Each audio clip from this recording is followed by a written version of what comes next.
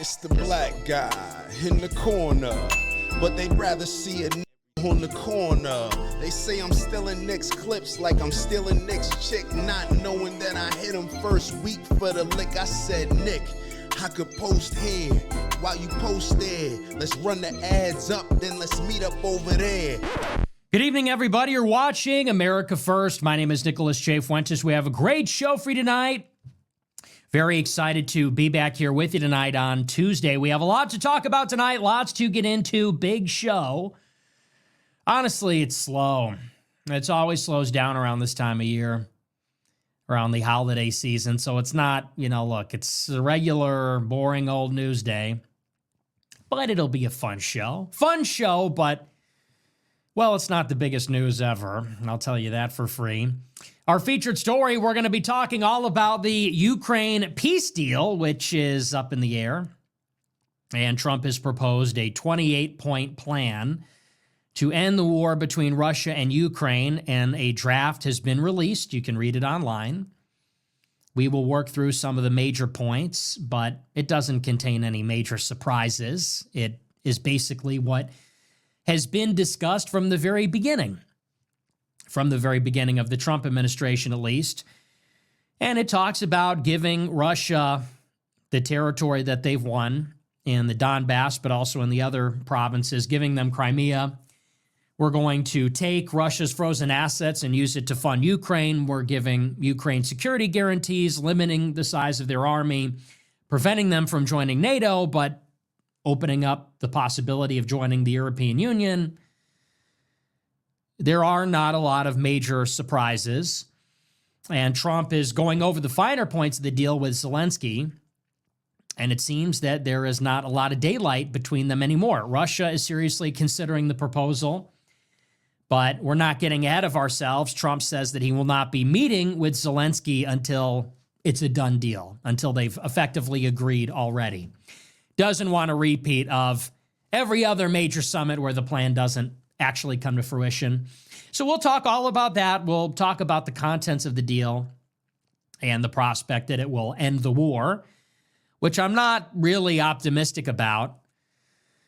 I don't really think that it was Ukraine which was holding up the process. Really, it's Russia. It seems really to be Russia which does not want to make the deal because they're winning. So why would they want to end the war? We'll talk about it. So far, the 20-point Gaza peace plan, that's not going so well. So we'll see if this is any better. We'll talk about that. We're also going to talk tonight about some rumors of a major shakeup headed to the White House. The Trump administration knows they're in trouble. They're in deep trouble. The polling has not been good, and it's been all over the place. And there are some outliers. There's one poll that says Trump is underwater 46 points with independents. I don't think it's that bad, but it's bad. If you look at any of the opinion polling or surveys, generic ballot, any of that stuff over the past few weeks, Trump's favorability is at an all-time low. And it looks as though the Democrats are almost certainly going to win the House in the midterms next year. The betting markets have them at 75% odds. Some of the generic ballot polling is brutal. It shows Democrats up 5, sometimes 5 points, sometimes double digits, more than 10 points over Republicans. And this follows the election on the off year, which happened a couple weeks ago, where Republicans got destroyed in Virginia, New Jersey, Pennsylvania, ostensibly in New York, although I think that's not really a great bellwether. And this is also very apparent if you're on the internet at all. On social media, it's very clear that public sentiment online is very decidedly against Trump, growing dissatisfaction and division within the party ranks. And so, in response to all this, it looks like Trump is relenting. And he relented on the Epstein files and signed that into law. And now it looks like Trump may be firing some key personnel in the administration. In particular, there's rumors that he'll fire the chief of staff, Susie Wiles. He'll fire the Secretary of Homeland Security, Kristi Noem. He's looking at firing the Secretary of Energy, Chris Wright, and maybe others. They say potentially Pete Hegseth, although that's, I think, less likely. So we'll talk about the shakeups. Of course, I think it's too little too late. It's over. That's it. I'm dead. That's it. It's cooked. I mean, it's over. And I know people don't like to hear that. I get it. Everybody wants to hear, okay, what's the plan? How are we going to get out there and save this administration? And every time I hear this from Alex Jones, and I like Alex, I'm going to do a show soon, and we're going to talk about it, but every time I hear that, I want to say, aren't you tired? And I say it every time. We've been doing this for 10 years. And it's like, hey, fat ass, could you keep your promises? We did our part. We delivered in 16. We delivered in 20. You all delivered in 24. It has been delivered on a silver platter. House, Senate, White House, electoral landslide, popular vote. He got 5, sometimes 6 out of 9 Supreme Court justices. Allegedly, Mitch McConnell transformed the federal judiciary. We've got, I think it's 25 or 26 governorships. So what more do you need from us to just deliver? Do what you said you would do. America First, MAGA, and then we're getting more H-1Bs on an average day than we're getting deportations. He says no new wars, and now we're getting wars we've never even heard of before. 100 special forces in Somalia today. War in Venezuela. War in Iran. Israeli fighter jets over Iraq today. You know, the economy is in shambles. Like, Republicans are now unpopular on immigration and the economy, which those are their issues. And for me, I look at it and say, what more do you need from us? You need a cheerleading section from the sideline on Twitter. You need Captive Dreamer and all those other idiots. Jack Posobiec and every other knucklehead to get on Twitter and say, oh, all right, guys, let's not criticize Trump. I mean, I'm over it. I'm over it. So they can shake it up. They probably won't. Who cares? They'll bring in people that are as bad or worse. That's how they operate. So we'll talk about it. And by the way, I'm not black-pilled in general, but this administration is not going to finish the job. I didn't vote for it because I saw that coming. The good news is the failure of MAGA might create opportunities in the future. That's why it's your job to get involved. I'm not black-pilled for people that say, oh, so what's the solution? Well, the solution is not to cast your vote and cross your fingers and pray to Donald Trump that it's going to be okay. The solution is Groypers need to get in power. It's what I've been saying. But we'll talk about all that. Before we do, I want to remind you to check out the store, Fuentes.store, to get your merch. We have credit card processing. The Jews let us have credit cards. You know, I said that Charlie Kirk was not killed by Israel, and I got a call from the Jews, and they said, good goy. They said, good goy. You can have your credit cards back. Here's your bank account. We're going to pay you millions of dollars because you're covering it up. I said, thank you so much. Wow, that was easy. I love it. No, I'm joking, of course. No, we had to go to a third world country and get it. It's a big pain in the ass. But we finally got it. All these people complaining. You know, people are like, I will die for you, Mr. Fuentes. I will die for you. And then you go, hey, do you think you could figure out Litecoin to buy this hat? And people go, what the fuck? You don't have Apple Pay? People say, what the fuck? You don't have Apple Pay? What the hell is this? I got to figure out this Litecoin. You know, you need to. It's like, yeah, you know, you're fighting the Jews. You can't get a bank account, but we got it. Fuentes.store. Get your hats. Get the hats. Get the shirt. Now the hats you might not get in time for Christmas, but the shirt is going to ship right away, and we might have a little Black Friday merch drop potentially. People have been begging for a hoodie, a sweatshirt, other stuff. Maybe there will be Santa Claus might be coming early. Might be a little Black Friday merch drop. Little Black Friday. We're going to commercialize Christmas. I know that, you know, people I can already tell they're going to say, well, you're commercializing the holidays. Look, people want to buy their loved ones a shirt that says white going hard as fuck. Let him buy the let him buy the shirt. People want to say Merry Christmas to their loved ones, to their spouse, to their child by getting them a shirt that has an acronym that contains the N-word. The Wang Half shirt, there might be more, and it's going to go live later this week with credit card, Fuentes.store. Check it out. And the shirts, the sweatshirts, you're going to get that in a couple of weeks because it's print on demand. So we don't have to deal with the backlog. Anyway, check out the store. Check out the subscription, AmericaFirst.plus. If you're a super fan of the show, subscribe. Pay me money for it. You know, that would be nice, actually. $15 a month, you get access to the whole archive. $100 a month, you get access to me in a private group chat with you and all your friends. And I'm in there, and, you know, you think the show is unfiltered. I get in the group chat, and I just go raw. I roll out of bed. I'm burping. I'm like half asleep. I'm belligerent. Sometimes I'm pissed off. I'm screaming. And I go off. I'm in there dropping voice messages, dropping knowledge every day. So if you want the all access pass, AmericaFirst.plus, check it out. What else? Yeah, I guess that's it. I didn't do a show last night. I was with the family. All good stuff, but with the family for the holidays.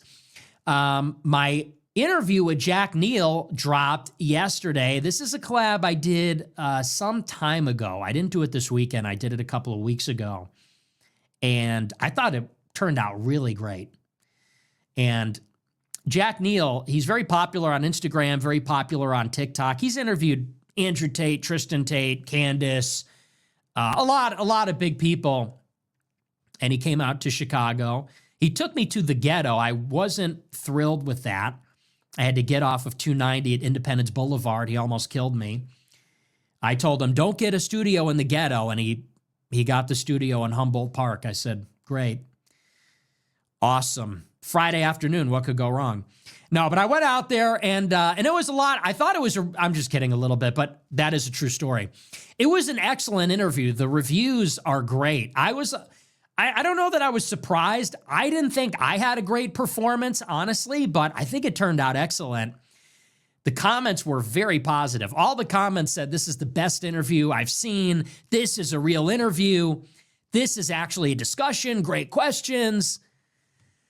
So I think people really enjoyed it. It was a good interview. It was about 2.5 hours, I think. Pretty decent size. And, yeah, it was a lot of fun. So check it out. I linked it on my Telegram. It's Jack Neal, Neel, on YouTube. Make sure to check it out. I thought it was an excellent, because we covered a lot of different topics. It wasn't the biographical stuff. So it was a little refreshing. Because I feel like a lot of these interviews, they just say, they want to do my Wikipedia page. They want to lecture me about the N-word, about anti-Semitism, about white supremacy, about race mixing. And I'm like, haven't we done this already? I mean, give a guy a break. Can you give a goy a break? So this one was actually good, very topical. So check it out. It's on YouTube. Good guy. Nice guy. Yeah, the other thing I wanted to get into before we dive into the show. Oh, also, schedule for this week. I'll be here tomorrow. I will not be here Thursday, obviously. It's Thanksgiving. And most likely I will not be here on Friday. But I'll be here tomorrow. It's a holiday. It's a weird week. Thanksgiving's always a weird, kind of an awkward week because you have plans with the family. But I'll be back next week for the full week. So you're not missing out. No one's getting cheated, okay? But one other thing before we get into the show. Last week, I did an extended show talking about all these Jewish conferences. I know how that sounds, but it's what it is. It's so weird because you talk to normal people and you feel like a crazy person. But you look at these things and what else are you supposed to say? I did a whole show about it last week. I go on Tucker Carlson's show. It's really an uneventful interview. It's not even the best interview I've ever given. It's pretty boring, honestly. And it causes an international crisis. it's another Holocaust. The anti-Semites are at the gates, And it's in the New York Times 5 days a week. It's in the Washington Post. The president is talking about it. People are making a personal appeal to the vice president. The Speaker of the House is getting involved. And then on the sideline of all that, the organized Jewish community is freaking out and they hold their meetings. That's just how it works. They go to Las Vegas for the Republican Jewish Coalition Summit. The Republican Jewish Coalition is what it is. And Mark Levin gets up and says, I'm tired of hearing about Gaza. Well, we'll tell you when we're done with Gaza. We're sick of hearing. We the Jews. This is what goes on. Week after that, you get the World Jewish Congress. Go ahead and Google that. That's a real thing. It's run by the Rothschilds and Ronald Lauder. Not making that up. That's real. And they get together and they talk about how Jews around the world are going to help Jewish people. And then they do the Conference of Major Jewish Organizations. They do the North American Jewish Federation. They do the Tikva Jewish Leadership Summit. Okay, so these are 5 different meetings that all happened in the past few weeks. And they all get together and they basically say the same thing, which is we need to shut it down. They say people are noticing that we have all the power, and they notice that we're using the power to help Israel, and Americans are sick of it. So they're saying we need to shut that conversation down. We need to cancel Tucker. We need to blacklist Nick. We need to censor the internet. We need anti-Semitism laws. We need gatekeeping. Like, this is explicitly the message. And anyway, I did a whole show about this last week. If you watch the videos, that's exactly what they're saying. And we finally actually got the live footage from one of them at the Tikva Leadership Summit last week. I covered it on the show, but we only had the transcript, or we had a summary of events from a reporter, but we didn't actually have the video. We finally got the video from a panel with Ben Shapiro and Barry Weiss. And oh my gosh, it's just like beyond parody. And so for those that don't know, recently, Larry Ellison became the second richest man in the world. Who is Larry Ellison? Good question. So he is now worth north of $300 billion. He's the founder of Oracle. It's a software company. They handle data hosting. And I don't even really know what that means. I'm not a tech guy, so if you don't know, that's fine. But it's a back-end service. So they're a provider. They provide data hosting services for all the major websites. It's called Oracle, and they get contracts from the government, and they have partnerships with all the major tech companies. It's one of the most valuable tech companies in the world, and Larry Ellison is its founder and its owner and the head of the company. And that's where he derives his fortune. Larry Ellison is Jewish. Larry Ellison is an atheist. But he feels very strongly about being Jewish, so strongly that he is a huge supporter of Israel. How much does he support Israel? Well, he's the #1 private benefactor of the Israeli Defense Forces. He has made private donations to the Israeli military to the tune of tens of millions of dollars. How much does he support Israel? He's personal friends with Benjamin Netanyahu. And when Benjamin Netanyahu was indicted by his own government, Larry Ellison helped get Netanyahu a lawyer to defend himself. How did Ellison get Netanyahu a lawyer? Well, Larry Ellison went down to Hollywood, and he went to the famous Jewish pro-Israel movie producer, Arnon Milchan, and asked him to drop his Israelite Jewish lawyer, his Israeli Jewish lawyer, so that Netanyahu could hire him. Okay? So the second richest man in the world, an American billionaire running one of the most important tech companies, went to one of the richest and most famous and powerful Jewish movie producers and said, hey, Arnon, can you dismiss your lawyer? Netanyahu is in trouble. So he gets Milchan to drop his lawyer so that Netanyahu could hire him to defend him from corruption charges. Netanyahu has vacationed on Larry Ellison's private island that he owns in Hawaii with his family. This is Larry Ellison. Now, after October 7th, the U.S. Congress banned TikTok. because there was too much criticism of Israel on TikTok. How do we know this? Because the ADL told us that the more time that people spend on TikTok, the more anti-Semitic they become. So the North American Jewish Federation started lobbying Congress to ban TikTok. And major pro-Israel Republicans like Nikki Haley led the charge on this. She said, we have to ban TikTok because it's anti-Semitic. So they did. Another Jewish donor, Jeffrey Yass, donated millions of dollars to Trump because he wanted Trump to buy TikTok on behalf of the United States.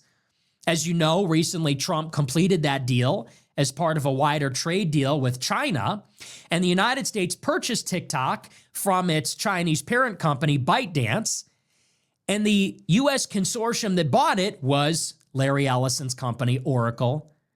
Larry Ellison will direct the board that is running TikTok, and his Oracle will host America's TikTok data. So go figure. The Jewish lobby bans TikTok. The Jewish lobby gets Trump to buy TikTok. The Jewish lobby now owns TikTok. And what do you think they're going to do with it? They're going to ban anti-Semitism. What else does Larry Ellison do? Well, his son David Ellison has a production company called Skydance. Larry Ellison underwrites the acquisition of Paramount by Skydance. So his son now owns Paramount, the Hollywood media conglomerate, which includes CBS, one of the major broadcasting networks. As part of the deal, they're going to get Barry Weiss to run CBS. CBS will buy her website, The Free Press, for $150 million, and she will now be the editor-in-chief of CBS. Barry Weiss, of course, is an Israeli spy. She went to Columbia University, where she tried to get pro-Palestine professors fired as part of the David Project, a Jewish group. Then when she finished college, she studied under Yoram Hazony in Israel at the Shalem Center. Then she came back to the United States and was mentored by Bret Stephens, the Jewish columnist at the New York Times, where she was an editorialist over there. Then she got money to do the Free Press. Now she's at CBS. And the new editorial line there is, we're not going to tolerate the progressive left that's anti-Israel and the radical right that's anti-Israel. Okay? This is what is going on. This is who Barry Weiss is. This is what she's a part of. Now, Barry Weiss goes to the Tikva Fund, and Tikva is funded by a number of Jewish billionaires. They come up with grants for young Jewish students and Jewish lawyers. The Tikva Fund has given money to the B'nai B'rith, to the ADL. They've given money to a lot of these types. J.D. Vance's Jewish chief of staff was a Tikva Fund fellow, as are many of them in Conservative Inc. So she's there with Ben Shapiro at the panel talking about the crisis of anti-Semitism. And she says, what we need are gatekeepers. We need censorship. She says, how do we get people to stop listening to Hassan Piker, Andrew Tate, Tucker, and Nick Fuentes? She says, well, we're never going to go back to Walter Cronkite, where 30 million people are watching the same TV show, and it's centralized, it's gate-kept, it's moderate. She said, we have to find centrist conservatives and centrist liberals. She says, and we need to curate who is allowed to participate in the discourse. That means gatekeeping. That means the Jews are going to decide who gets to talk, who gets to participate in the debate, and what the topics will be. She says, we're not going back to Walter Cronkite, but we can curate the discourse. We can choose who's going to debate. She says, so we should find charismatic centrist liberals and centrist conservatives and have them debate. She says to Ben Shapiro, she goes, yeah, I was just in Chicago last week, and we had this debate between Alan Dershowitz and Dana Lash about gun control. She goes, two really charismatic centrists from the left and right. Alan Dershowitz and Dana Lash. For those that don't know, Alan Dershowitz was Jeffrey Epstein's Jewish lawyer who is 86 years old. And Dana Lash, I think she's in her 50s. She was the former head of the NRA. You might have seen her recently because she is the one that interrogated Kevin Roberts, the president of the Heritage Foundation, after he defended Tucker Carlson for interviewing me. Dana Lash led the inquisition on her show that gets no views. That's going to be the discourse. Jeffrey Epstein's Jewish lawyer and Israel's number one defender, the head of the NRA, Dana Lash, debating about gun control. That's going to be the discussion. That's going to be the new discourse. Got it? Let's not talk about Gaza. Let's not talk about Epstein. Let's not talk about the Pollard affair and how Mike Huckabee sat with him. Let's not talk about the pedophile from the Israeli government that fled our own attorney general from Vegas. Let's not talk about the war in Iran. Let's not talk about Mike Waltz being controlled by Netanyahu. Let's not talk about Marjorie Greene being forced out of Congress by death threats for exposing the Epstein. Let's not talk about any of that. Let's not talk about the 20-year MOU or anything concerning all of that, which is fanatical, radical. According to Tucker Carlson, my new best friend, that's anti-Semitism. According to Tucker Carlson, that's Jew hatred. Everything that I just said up until this point, Tucker characterizes that as Jew hatred. He says, Nick is 100% right that Israel influences Congress. He said, but I don't agree with the Jew hate. Well, Tucker, my friend, it's a little bit bigger than Israel influencing Congress. There's a little more to the story, and it doesn't make me a Jew hater for saying that. Anyway, they want us to talk about everything other than that. Gun control, health care, even immigration. They'll even allow you to talk about immigration. They'll even let you talk about cultural differences between Somalis and Americans. Did you see that? Matt Walsh went on a little tear today. It was so cute.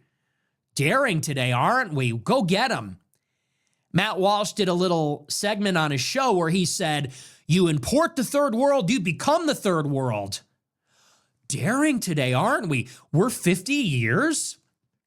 We're 50 years into the brownification of America, and finally someone has the balls to say we shouldn't import the third world? Bravo. And Elon Musk retweeted it and said, wow, right on. So Elon just finished telling us that if we don't want infinite Indian immigrants, we're racist and we need to fuck ourselves in the face. But Matt Walsh said Somalis have bad culture? Amazing, amazing, awesome. And this is where we are. It could not be more clear. And by the way, let me tell you something else. Okay, it is so obvious what's going on here. So obvious. Mark Levin, Barry Weiss, Ben Shapiro, Randy Fine, Joel Berry, all these people, they are the biggest liars in America. That's all they do. They lie like they breathe. And they come on the air and they pretend to care about our religion and they pretend to care about our country and about our children and about our young men and our people. But we all know the only reason they are scrambling, panicking, one reason and one reason only, it's because people are waking up about our Jewish oligarchy. That's it. And we all know why. All of them are Jewish. All of them have a special affinity for Israel. And by all of them, I mean all these people that have spoken out in the past few weeks. When these Jewish people get together at the North American Jewish Federation, at the Republican Jewish Coalition, at the World Jewish Congress, at the Conference for Major American Jewish Organizations, and they get up on stage and right, left, and center, they get up and they decry the anti-Semites on the left and on the right, Tucker Carlson and Nick Fuentes, Hassan Piker and Zohran Mamdani. The only reason they're saying these things is because they are here as a foreign entity to lobby and manipulate the American public to support their country and their well-being at our expense. That's it. These people are Jewish. That's why they care about Israel, and they are here to make sure that all of us Americans never stop supporting Israel. I'm here to tell Americans we don't have to listen to them. As a matter of fact, you shouldn't listen to them. Americans should tune out people that care about other countries. You care about Israel? We put the volume to 0. We're not listening. I don't care what your take is on gun control. I don't care what your take is on healthcare. You are a Jew that only cares about Israel. There's no we here. They are not part of this conversation. This is a conversation between Americans about what America will do. America is a country of, by, and for the American people. A republic comprised of American citizens. Americans are going to speak to other Americans about what is best for Americans. Americans are going to make their decision about who we are going to vote for the leader of America and what America will do with regard to Israel. We're not going to listen to pro-Israel Jews that are here to tell us that we don't have a decision, that there's one decision, and that is to support Israel. How much are we going to support Israel? Are we going to give them all our money or most of our money? Are we going to fight all their wars or some of their wars? Are we going to fight in an offensive or defensive capacity? If you are here as a foreign propagandist, as a foreign lobbyist, as a foreign spy, if you have another allegiance, you are not in this conversation. We're telling Barry Weiss and Ben Shapiro, butt out. You are not invited. You are not one of us. You are one of them. Ben Shapiro, you have an Israeli wife and Israeli kids. You live in an all-Jewish neighborhood. You've been to Israel more times than I can count on 2 hands. You are not American. You are not one of us. Barry Weiss, you finished college and got trained in Israel to advocate for Israel. You're a foreign spy. You should be deported. You speak to an audience of Jews about what is best for Jews. You talk to Jews about using the position and resources of other Jews to advance the interests of Jews at the expense of everybody else, without regard for what's best for Americans, America as a whole, Americans that are not loyal to Israel, Americans that are not Jewish. So you are one of them. We are going to ignore you. Real Americans are going to turn to each other. And we are going to talk about all the things we're not allowed to talk about. We're not going to listen to you or your puppets, your $7,000 shills. We're not going to listen to Officer Talmud, the dumbest man on the internet, Officer Tatum. We're not going to listen to people that work for Glenn Beck at the Blaze after he cried because they turned down his application for Israeli citizenship. We're not going to listen to people that work for Ben Shapiro at the Daily Wire that want to beat their chest about America, but they work for the #1 pro-Israel traitor in the history of the United States, Ben Shapiro. We're not going to listen. I'll tell you something else. All of that is obvious. All of that has been obvious. We have a problem here. We have a problem. The enemy is within the gates. The call is coming from inside the house. The most powerful Americans, Larry Ellison, $300 billion net worth. Miriam Adelson, $50 billion net worth. Mike Waltz, National Security Advisor. Mike Huckabee, U.S. Ambassador to Israel. All these people are loyal to Israel. AIPAC, $100 million in Congress. The list goes on and on and on.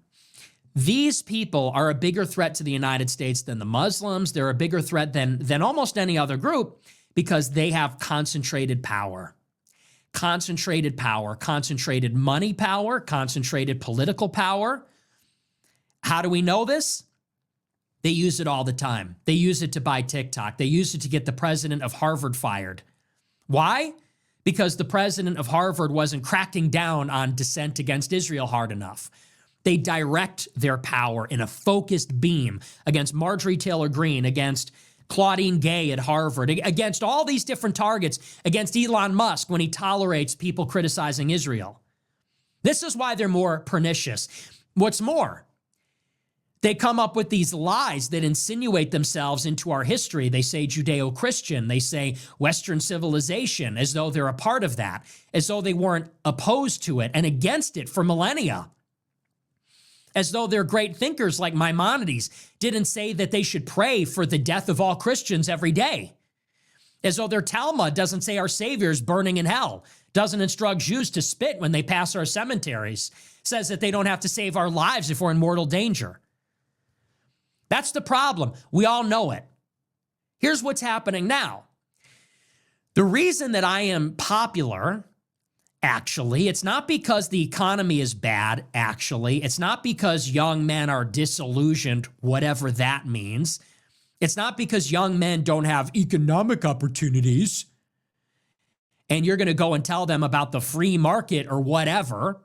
Let me tell you why I began my generational run this year. It's because last year I was the only one that got up and said, don't vote for Trump. He's owned by the Jews. He'll bring us to war in Iran. I was the only one that said that. When Miriam Adelson made her deal with Trump to give him $100 million in exchange for bombing Iran and the West Bank, I said, that's a red flag. I said, that means Trump will sell us out. I said, don't vote for him. Candace Owens supported him. Tucker Carlson gave a speech at the Republican convention. They know better. Everybody supported him. I didn't. And when Trump bombed Iran, everybody tuned into my show because they said, this guy's been talking about it for a long time. So this guy must know what he's talking about. That's what started the generational run. Tucker didn't put me on. Candace Owens didn't put me on. Bradley Martin didn't put me on. And as much as I appreciated those people having me on their platform, what put me on is that I'm right. I'm right about Israel. I'm right about our Jewish oligarchy. I'm more right than anybody else. I'm more right than Tucker. I'm more right than this anti-Semite light thing, whatever that is. I'm more right than people like Tucker that say it has nothing to do with Jewish people. It's only about Israel's policies in Gaza. Yeah, that's a lie. That's a lie.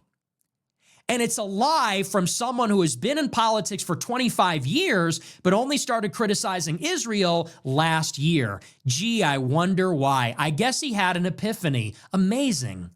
Amazing. And now these people that were wrong for 25 years or lying, they now want to circumscribe the limit of acceptable debate on the subject. Hi, I'm Tucker Carlson. I supported the war in Iraq. I didn't say anything about Israel for 30 years, but I just figured it out last year, and now I want to say what's acceptable to talk about. Nick Fuentes is an anti-Semite. That's too far. But Nayland Haley is just right. But Candace Owens is just right. Nick Fuentes, he's a Jew hater, an anti-Semite. I don't avow that, but the young people like him because they're mad. I'm sorry, why are we listening to you? Because you were wrong for 30 years. I've been right for the last 10. So maybe you should listen to me. I don't know why I'm listening to you. Allegedly, I found this out after the fact. After I went to Tucker's studio, I find out that he brought me on the show to dissuade me from being anti-Semitic. See, I didn't know that because he never brought that up. In our dinner, in our interview, he never brought that up. But since the interview, he's gone around to Megyn Kelly and to Sean Ryan and all these other people and told them, oh, I was trying to persuade him to stop hating Jews. Well, that's weird. I missed that because it was so friendly. I didn't get that at all. And actually, in the interview, I agreed with him that we're against blood guilt. The speech that he's been giving everywhere. I don't know where that came from. But if that's the case, I would like to turn it around and say, maybe you should have had me on your show so that maybe I could teach you a lesson. Because you've been wrong or lying about things for 30 years. And I've been right for the last 10. So I don't know why we would take the guy who it took him 30 years into his 50s to figure out that there's something going on with Jews in Israel about where the limits of that discussion are. The guy that canceled Pat Buchanan, the guy that worked for Bill Kristol, the guy that worked for Fox News, the guy that supported Trump in multiple elections. We're now going to listen to him about where the line is and what's anti-Semitic and what isn't. Yeah, I don't know that you've earned that. I don't know that you have any credibility on the subject, actually. I think I have a lot of credibility because I started that conversation when I was 18. What's your excuse? Because I was paying attention. And I staked my reputation and my career and everything, and you tried to destroy me for that. Lest we forget, you started it. So that's the other thing that's going on. And so, you know what? Whatever Tucker's next move is, whatever they're trying to do, and they're up to something. They're up to something. You know that's what that Nayland Haley interview was about. What do you think the Nayland Haley interview was about? Now Newsweek says Nayland Haley is the new leader of Generation Z. He's Nikki Haley's son, and he sounds like a populist. And where do you think this is going? Let me tell you this, before they kill me, okay, before Peter Thiel and J.D. Vance have me killed for telling the real truth, let me just say this before I get killed or taken out in some way. These people are not trustworthy, okay? They're not telling the truth. And I think they are maybe making some last-ditch effort to placate my audience. Let's hear the guy out. Let's hear the bastard out. So that my audience is going to go and say, oh, Tucker's dad didn't run the CIA. Oh, J.D. Vance isn't a creation of Peter Thiel. Oh, Peter Thiel's great. Seems great. All that obsession with the Antichrist and, the dead boyfriend who fell from the window, that seems totally legit. They're trying to bring me on to earn the allegiance of the audience. So they say, well, he had Nick on. He had Nick on, so he must be cool. Oh, well, they had Nick on, and they're now defending Tucker, so maybe these guys are cool. Let me tell you this, they're not cool. They're not square. Fuck J.D. Vance. Fuck Peter Thiel. I won't say fuck Tucker because I was in his cabin and everything, but, buddy, he is up to something. This guy is up to something. And I don't like that he was so two-faced. He's a two-faced. I don't like two-faces. I know I'm from Chicago. We're not two-faced here in Chicago. Maybe you're two-faced up in New England, in Fox News, in that world where you come from. We're not two-faced out here. And so you bring me on the show and you say one thing, and then you go everywhere and say, well, he attacked my dad.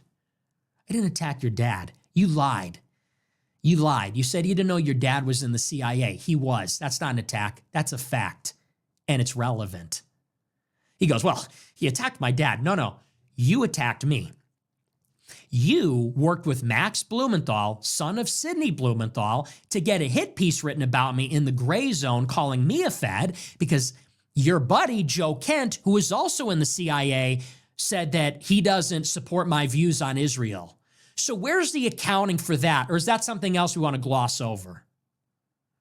And then proceeds to say, well, I don't approve of his anti-Semitism. I don't even know what that means. I don't hate anybody. I'm not a Jew hater. I don't hate anybody. I just recognize, like everybody does now, that we live in a Jewish oligarchy.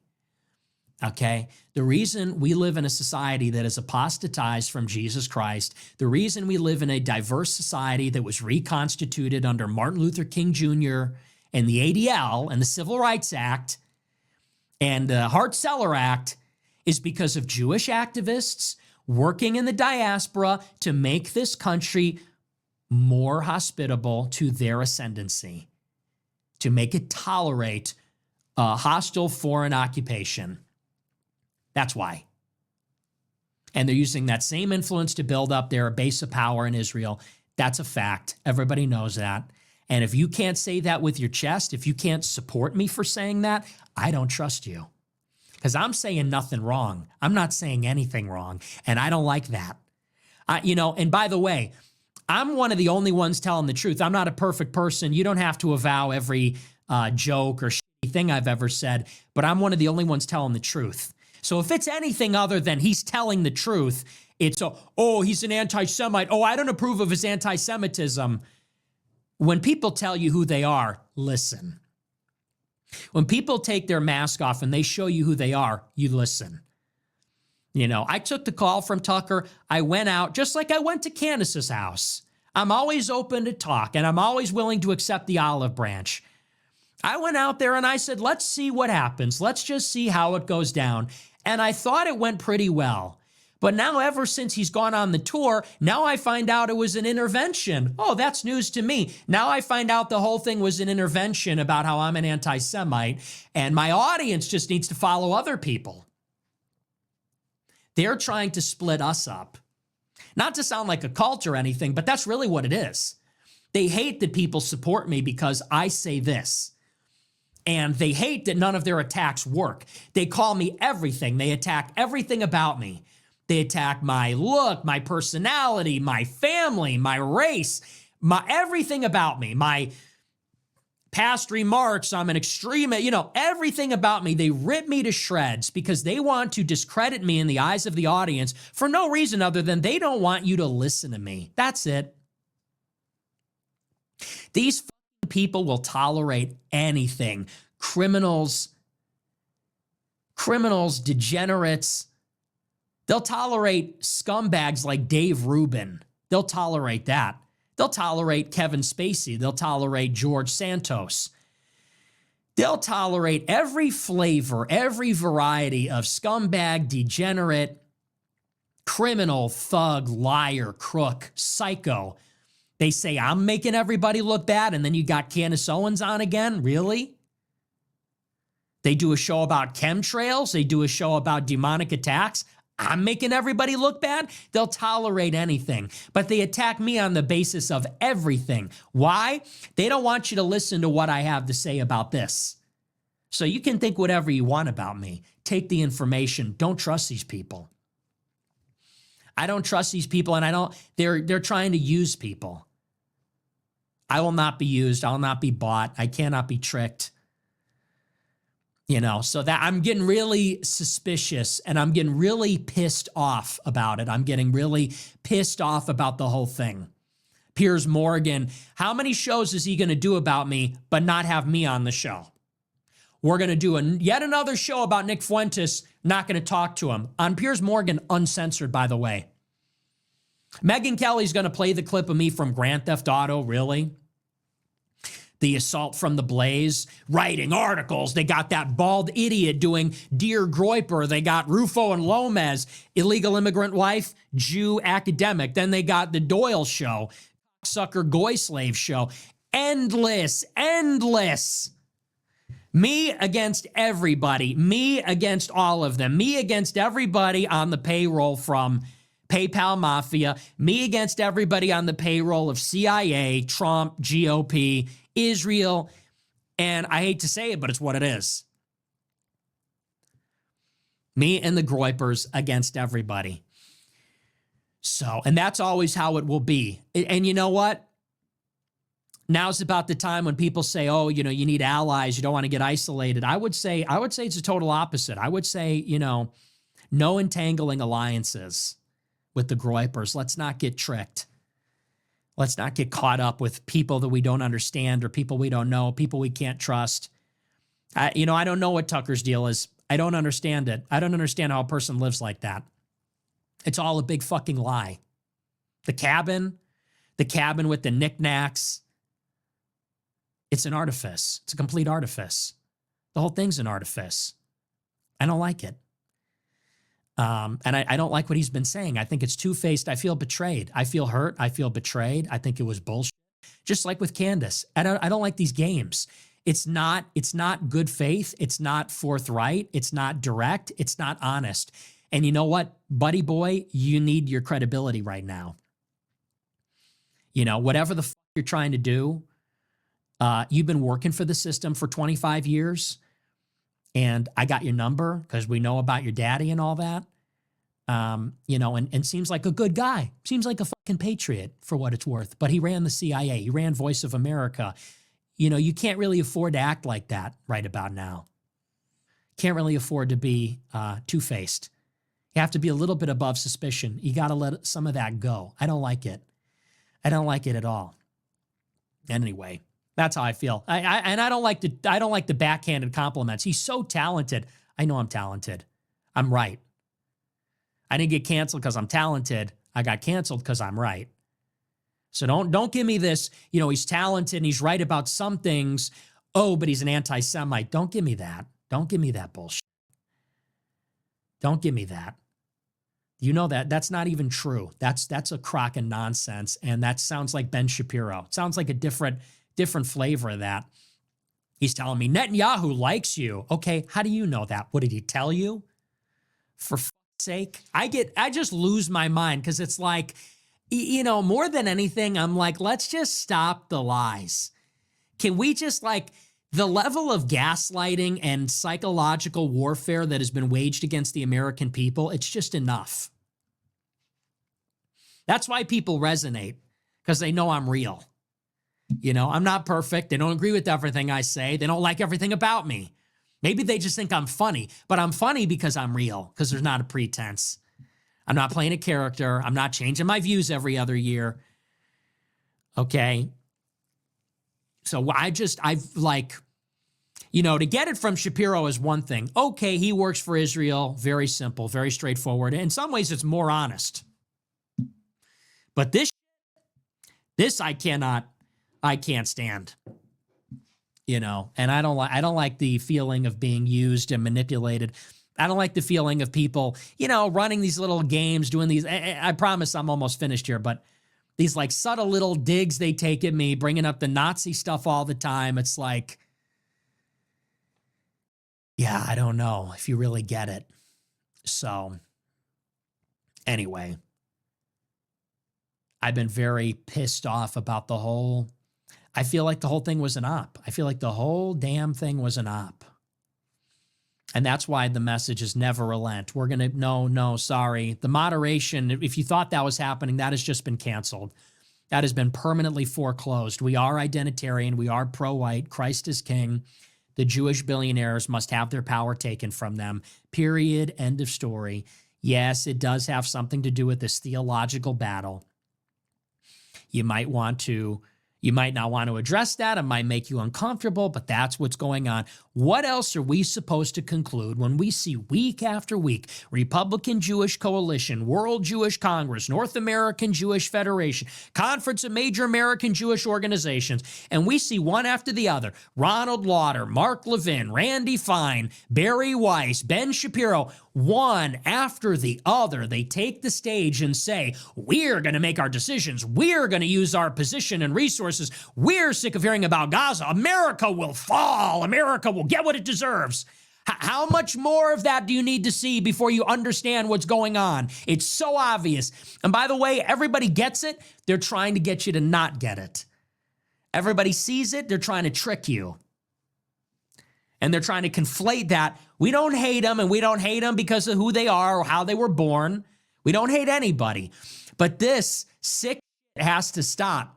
This state within a state that they have, it's what it is. This nation within a nation, it's not American. It's un-American. It's disloyal. It's not right. It's not just. And it's killing our country, and it has to stop immediately. And someone has to call it out for what it is. I don't want to hear any more equivocation. I don't want to hear any more qualification. People say the secular state of Israel's governmental policies. Really? What role in that does Larry Ellison and Barry Weiss and Yoram Mazzoni have? Nothing. They're here. They're born in America. They have American citizenship. They use our system to help themselves and Israel. It's bigger than that, and everyone knows it. Why, oh why, is Eric Weinstein in Italy, in Rome, flipping off the Arch of Titus if they don't think like how I say they think? So the law of the land is America first. And if you can't get down with that, you cannot have power in this country. You can have your life, and you can have your rights, and you can have your liberty. And I don't think anybody should bother you. But you cannot have power over Americans if you don't put America first. It's that simple. Does that make me anti-Semitic? Tucker Carlson, tell me where I'm going wrong. Directly and honestly, without making a face. Please. A lot of lies. But we will only have the truth. We will honor the American people with only the truth. That's what it is. These people have no business here. You know, Josh Hammer, Israeli wife. Ben Shapiro, Israeli wife. Sheldon Adelson, Israeli wife. Barry Weiss, trained in Israel. Yoram Mazzoni lives in Israel. What's going on with all that? I don't like it. Nobody can. It's un-American. So anyway, that's that. We're out of time. No, but what are we going to talk about tonight? We'll get into the Ukraine war a little bit, but that's the most important thing that's going on. This conversation, this is the most important thing that's going on. It has to be said openly and transparently and directly that is what is going on. So, and that's the next level of the deception. It's called the limited hangout. The limited hangout. The CIA specialty is the limited hangout. Let's throw some chum in the water for the goyim. The limited hangout. Probably Dick Carlson invented it. Is that an attack? I mean, I don't know. But they invented that. That family invented that.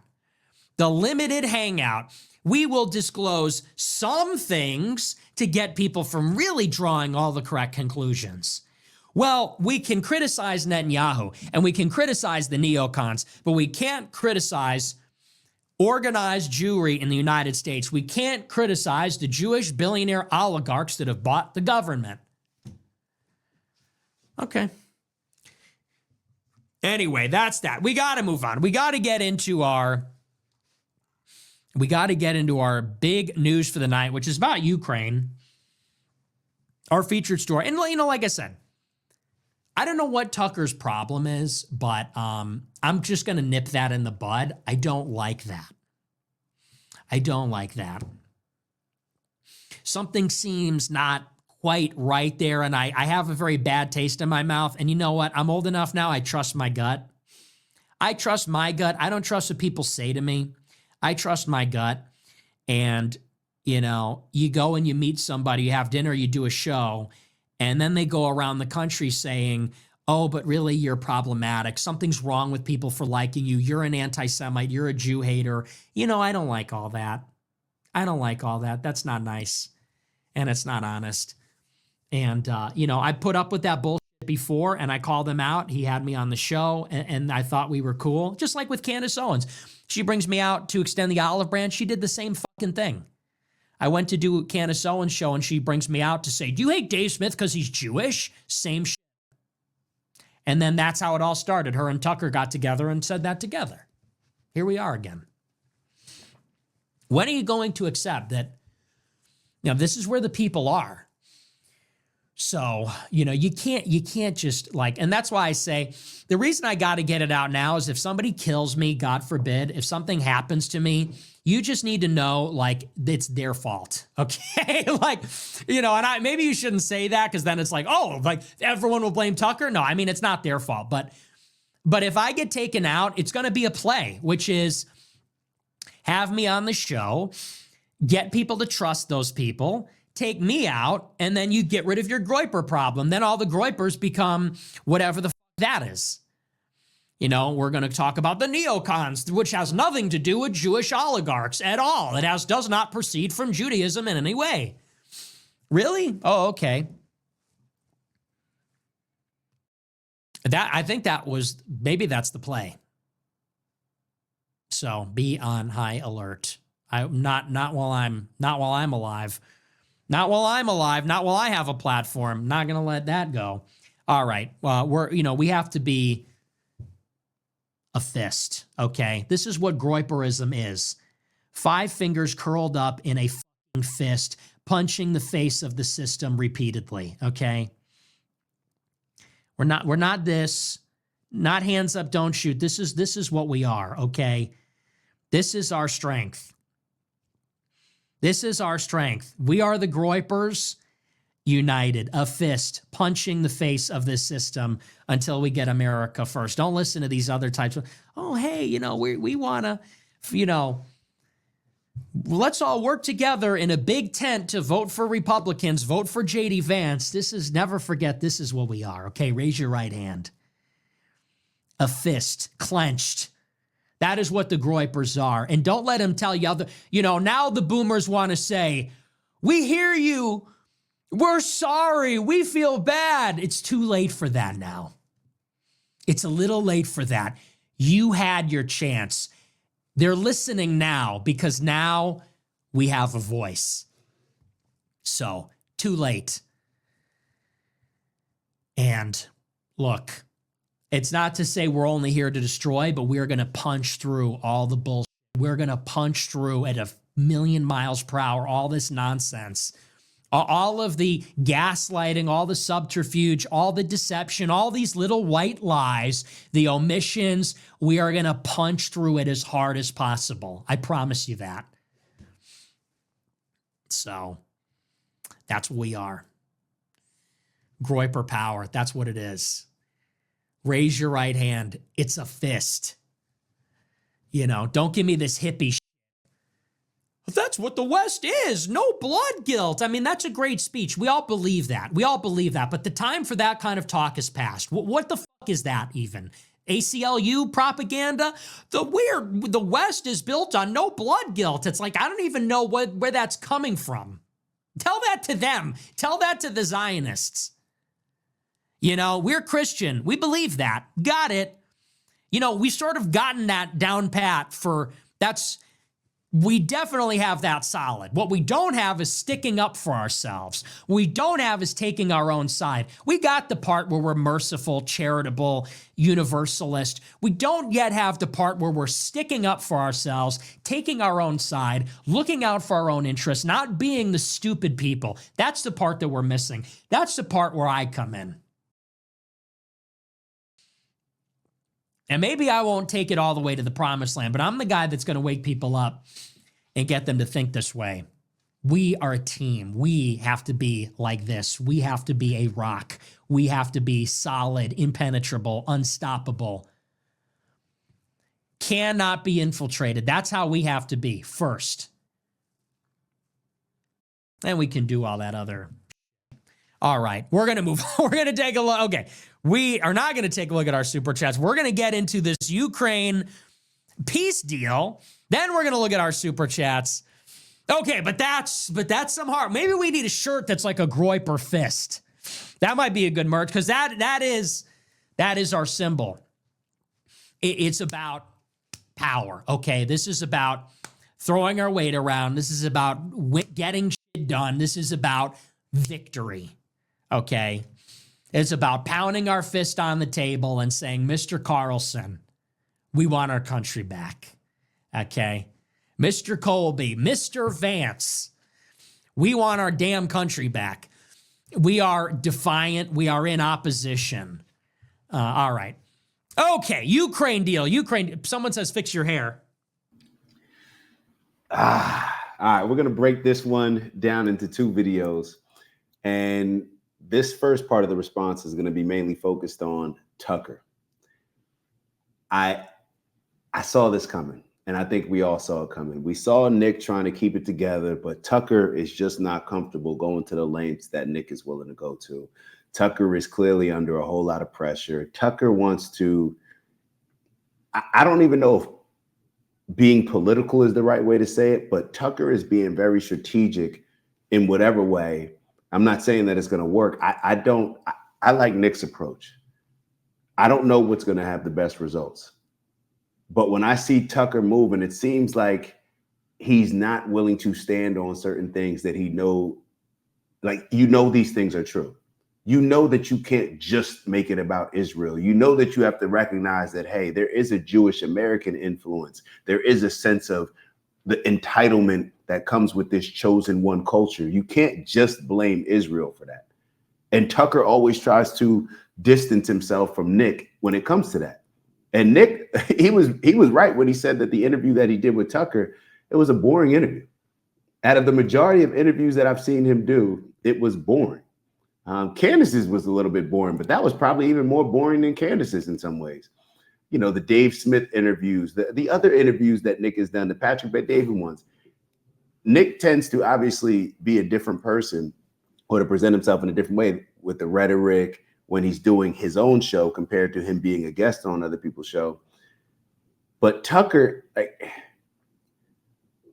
just not willing to stand on business like Nick is. If we're being real, Tucker cares about what the establishment says about him. He may say that he dislikes the Republican. He can't stand this group. He can't stand that group. But he's not willing to be hated by a lot of the people that perhaps Tucker was loved by, especially being that he was on Fox News. Like Tucker is establishment. Nick has never been the establishment. So it's very hard for us to think that Tucker would behave in a certain way like Nick would, or be willing to jump out there in ways that Nick would, because he has this establishment foundation. And I give Nick a lot of credit because it took this long. I saw certain things right after Tucker did the interview with Nick where I'm sitting there saying, like, this ain't gonna go well. Like, why is Tucker doing this? Why are you not just standing on what you're standing on? Why don't you just say, I didn't push back on Nick because I agreed with a lot of the stuff that Nick was saying. Matter of fact, I've been saying the same things. It's just Nick will say Jewish people and involve it in the Israel conversation, and Tucker's just not willing to do so. Tucker thinks that by calling out the issues of Black culture in America, that you're calling out all Black people. Matter of fact, I'm pretty sure that Tucker would have no problem calling out the issues with Black culture in America. No problem. I'm pretty sure that most of us, especially on the conservative side, most of us, I'm talking about most people in general, but especially people on the conservative side, have absolutely no problem calling out, referencing certain groups, and it's gotten extreme on the conservative side because they'll act as if all Muslims are radical terrorists. But then when it comes to Israel, well, you have to separate. You can't just say all Jewish people. You can't just. The energy is just different, and people looking at it from afar don't respect it. So here, and now I understand why Mark Levin and Ben Shapiro, why everybody's so upset with Tucker. They're upset with you, Tucker, because you did platform Nick Fuentes. Even though, it could have been an opportunity for Nick Fuentes to platform you and for you to get a lot of Nick Fuentes' followers. But looking at that show, the people that have been following Tucker that have not been familiar with Nick, I would bet a lot of money that, or whatever I got, that Nick took a whole bunch of Tucker's followers, a lot more compared to Nick's followers that may be looking at Tucker favorably. So now I understand from that standpoint. Tucker, pick a side. You're not going to be loved. You're trying to be loved by everybody, perhaps, and now you're being hated by everybody. Now the Mark Levin and the Ben Shapiros, they hate you. And now Nick's to the point where he's like, he's fed up with you playing all these games. I don't understand what Tucker is doing. I don't understand why he's moving the way he's moving. And I think he is being a bit two-faced. He's definitely being two-faced. And I didn't even think about it when I was watching this Nail and Haley interview with Tucker. I didn't even think about what Nick mentioned. And perhaps it's because Nick is the person that's actually going through it. But Nick believes that Tucker interviewing Nail and Haley was a play to try to present him and the way he sees things as the leader of the next generation. Perhaps this is a play to elevate Nail and Haley, just like they made the play to elevate J.D. Vance with Peter Thiel. And we know that Tucker Carlson has a great relationship with J.D. Vance. So perhaps this is his way to stop a lot of Nick Fuentes' momentum and say, here's an alternative that seems to be, even if you disagree with it, it seems to be a better alternative to the young kids following Nick. But then when you actually dig deep into the policies of what both were saying, all Nail and Haley was doing was repeating much of the same things that Nick says. The difference is Nail and Haley wasn't canceled at 18, wasn't bullied by Ben Shapiro, was allowed to have a bank account. Nail and Haley actually grew up with his mom signing bombs to send over to Israel. His mom, very wealthy from a lot of the support from the donors that she has. So it's a different experience. And to try to compare the two, there are no comparisons. And I do see that as a play that Tucker tried to put through. I'm not with it. And it just makes Tucker look silly. You just look weak. You just look weak. And then when Tucker's still trying to have these conversations, he's still expressing a lot of the same views that Nick says, but he's just not willing to go to the point where he knows that he's going to create some enemies. Now, perhaps he's fearful of his life. Perhaps it goes above and beyond, when I talk about him wanting to be liked by a group of people, the establishment and people that he's had good relationships with in the past. Perhaps it goes above and beyond those things. If it does, then, I can't blame you for that. But one thing that we all should notice is that just because you're fearful and scared doesn't mean that you should put Nick in a position to isolate him even more. That's cowardly. That's not courageous. Because you don't want to, you're scared of these people putting you in a position. Now you got to act as if you don't agree with what Nick said. Why didn't you push back more than if that was the case? I guess what everybody else is saying, Officer Tatum, Ben Shapiro, Mark Levin, all these people that are criticizing your interview, perhaps they're right. See, I was sitting here saying, oh, he didn't push back because obviously if you listen to Tucker and the things that he said over the last few months, then you know that he actually agrees with a lot of the things that Nick said. That's why I thought that he wasn't giving the pushback. But then to come out afterwards and to keep trying to play these little games that you're playing where you don't want to support Nick, where you don't want to acknowledge the areas that he's right in, where you don't even want to just look at something and call a spade, where you want to keep living in this sheltered way of looking at things where it's like, oh, no, I'm just talking about Israel. This has nothing to do with Jewish people. What are you talking about?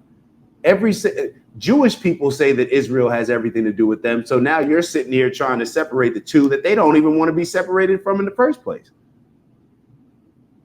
So am I surprised? No.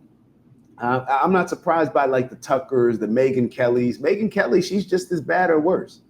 Perhaps she's even worse. I remember watching what Nick mentioned as far as Megyn Kelly sitting down with Ben Shapiro and showing that video of Nick, I think at like 20, 21 years old, playing the video game, running over and Ben Shapiro and making a joke. Like, is this really what we're like? Like Ben Shapiro has said certain things, calling for ethnic cleansing, spoke about Palestinians in a way where it's very, it's like the Amalekites, given that type of energy where it's like, you can have Ben Shapiro saying all these evil things that are actually leading to what we're seeing as a genocide, and that's okay. But Nick Fuentes says certain things like, hey, we don't want Israel controlling our government. We don't want Jewish people in America influencing our politicians. We don't like that our money's going to Israel to help them support a genocide. We don't like that we allow Israel to get us in all these conflicts that if it wasn't for our relationship, special relationship with Israel, we wouldn't even be involved. Tucker is selling out like a lot of these other people are selling out. But why are we surprised? Especially the ones that come from, mainstream media outlets. If that was your foundation compared to the foundation of Nick having to get it out the mud and develop his followers on his own and not have the backing of a large cable company that's paid a lot of money by Big Pharma, by the Israeli lobby, by Silicon Valley. Yeah, because that's who pays all of these, whether you're listening to the liberals or the stations like MSNBC or the Fox. That's who's putting up the money for both, because they don't play the political games. They don't play the peasant games of Democrat versus Republicans. They play the power game of, hey, we're going to make sure no matter who's in office, we get our agenda accomplished. So the Megyn Kellys of the world, they still, they're still enslaved to their donors. Tucker Carlson is still enslaved to his donors or enslaved to whatever else is tying him to not being willing to express what we all know is real, that he thinks based on the interviews that we see, the things that Tucker has said. I'm not trying to make up something or speculate and interpret something that Tucker said, well, he actually meant this. No, these are things that Tucker has said. These are things that Tucker has said, but he just wants to ignore and act as if it's a very micro problem compared to the macro culture that has been created in the Jewish community, and largely because people like Tucker and Megyn Kelly are scared to speak up and voice their opinions. It's people like Matt Walsh that have all this courage when it comes to talking about Black people. I just saw Matt Walsh put up a X post talking about Josh Shapiro doing the whole Crown Day, where now they're making it illegal to discriminate with Black people wearing their natural hair. I thought that was goofy. We actually covered it on our AM show a few hours ago. We covered it. It's stupid. It's silly. It's corny. It's dumb. It's just another thing that liberals get us to buy into so we can look at them as a savior, and it doesn't accomplish a damn thing. You want to wear your hairstyle a certain way, wear it. You shouldn't have to, you shouldn't, if you don't have the courage to wear your hairstyle in a way that you feel that you should be able to wear it, then you don't deserve to wear it that way. You know what I mean? Nobody told black women or black men for that matter, because it was a thing for black men to be going out here getting perms and trying to make your hair look like white women. Nobody told you to do that. Now people got accustomed to it. So now when they see you in your natural state, they looking at it first like, whoa, what is this? Perhaps you should just wear your hair the way that you want to wear it. And if people don't want to hire you for it, the way for you to wear it the way that you want to wear it, get another job or start your own business. I don't believe in forcing rules on certain people to accept you working in their company if they don't like the image that you're portraying. Create your own. That's what every other culture does. You don't want to hire us, we'll build our own. But what do they tell black people? Oh no, we're going to make it better for you because we need you. And if you have your own independence, then how are we going to be able to count on you feeding into our victimhood, or buying into, I should say, our victimhood that we're selling you and dangling these carrots of how we can make your life better because you can't make it better yourself. So the point that I wanted to make with Matt Walsh is he'll criticize that, but what is that actually impacting? Is that making more of an impact on our government than AIPAC? Is that making more of an impact on our government than the pro-Israeli, pro-Zionist people that seem to have a stranglehold on our government officials? But why do you why do you have such a strong energy in calling out the black people? Why do you have such a strong energy in calling out Muslims? Why do you have a strong energy in calling and punching down on people, but you never fight in your own weight class, or you're never willing to go up and challenge yourself to stand on the principles that you supposedly align with, because you're scared that your boss is going to DP you, discipline you. So all of this stuff is just corny, and I don't even mind it. The reason why I don't mind it is because all that's going to happen is we're going to sit back and Nick's just going to continue to get bigger and bigger because people continue to be cowards. And this whole anti-Semitism that people are trying to throw on everybody, it's going to grow. I'm not saying that it's even true anti-Semitism, but it's whatever you're complaining about, it's going to grow because people are seeing the play and people are getting pissed off with nobody being willing to call a spade, call out what's real and happening right in front of our eyes, besides people like Nick Fuentes, besides people like Candace Owens. Do we think that it's just coincidence that they're the ones that are growing while the Ben Shapiros, the Mark Levins, all these other people, their platforms are sinking? So that's what I'll leave y'all with. As always, please make sure that you like, subscribe. Maybe if you are feeling up for it, leave a comment. You know, we always look forward to hearing, you know, y'all opinions and your insight and you guys giving your experiences, because it allows us to shape our understanding in a much more well-rounded way.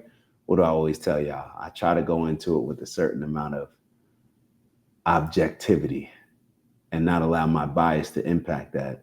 But sometimes we fall short of it. So y'all let me know, y'all hold me accountable, as all of us should be holding all of us accountable based on the standards that we hold for ourselves first and foremost. And then naturally we'll demand that out of the people that we follow, look up to, work with, whatever the relationship is. So on that note, make sure you like, make sure you subscribe, turn your notifications on, leave a comment, and I'll see y'all on the next video. Ew. It's the black guy in the corner, but they'd rather see a nigga on the corner. They say I'm stealing Nick's clips like I'm stealing Nick's chick, not knowing that I hit him first week for the lick. I said, Nick, I could post here while you post there. Let's run the ads up, then let's meet up over there. Let's figure out a split that's honorable and fair. Tell me where you trying to take it. Bro, I'll meet you there. 1600 Penn, Wash, DC. Swear I saw the vision riding through the DMV. I envision prayers, but I could do VP. Hillbilly, L.G. Fuck, I look like JD. Shout out my cheat code, Dave and Karen raised me. And my big bro, a nuclear family. And they don't like that. Strong fathers in the crib, BLM fought that. LBJ society created all that. Victimhood mentality, I can't embrace that. And everything they taught in school, assume it's all cap. Everything I said I'd be, I am that. Everything I said I'd be, I am that. Everything I said I'd be, I am that. Ain't no introduction, Just some fun facts in case you were wondering. I am Dak. I know you heard me hit it 3 times for Dr. Umar. Shout out to Umar, man. We ain't kicking nobody when they down. And shout out to everybody that continues to show love, support, appreciating the message that I'm giving y'all along with the bro Nick's message. We gonna keep pushing, man. And shout out to the haters too, cause y'all in the comments heavy too. y'all the ones that gave me the inspiration to create this song. They kept saying like, who's the random black guy in the corner? I am.